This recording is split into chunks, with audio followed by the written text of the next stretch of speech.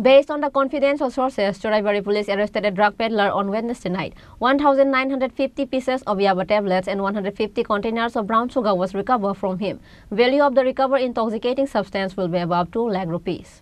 On the night of Wednesday, a secret information was sent to Churaibari police that one of the drug peddlers has arrived at the area to sell drugs with the help of TomTom vehicle bearing number TR05ER2149. As reported, Churaibari police immediately rushed at the location in front of Churaibari sale tax office and stopped this drug peddler. Later, 1,950 pieces of Yaba tablet and 150 containers of brown sugar was recovered from him during the search. Value of the recovered intoxicating substance will be above 2 lakh rupees. At the same time, Churaibari police arrested the drug peddler Islam Uddin. রাত্র আনুমানিক 8:30টার দিকে একটা খবর আসে যে একটা লোক, তার নাম হচ্ছে ইসলাম উদ্দিন, বাবার নাম মোস্তফ আলী, বাড়ি হচ্ছে উত্তর ফুলবাড়ি।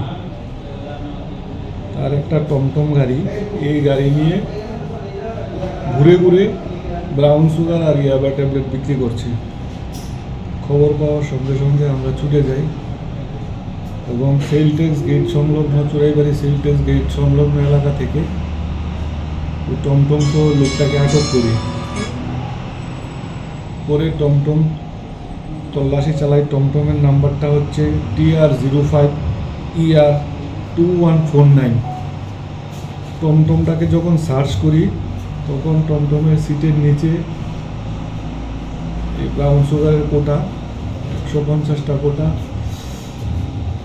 আর তার বডি সার্চ সহ গাড়ির অন্যান্য স্থানে সার্চ করে টোটাল 10 প্যাকেট ইয়াবা ট্যাবলেট আমরা রিকভারি করি এবং সিজ করি। প্রত্যেকটি প্যাকেটের মধ্যে 195টা করে ট্যাবলেট রয়েছে। টোটাল ট্যাবলেট হচ্ছে 1950টা আর ব্রাউন সুগারের কোটা হচ্ছে 150টা।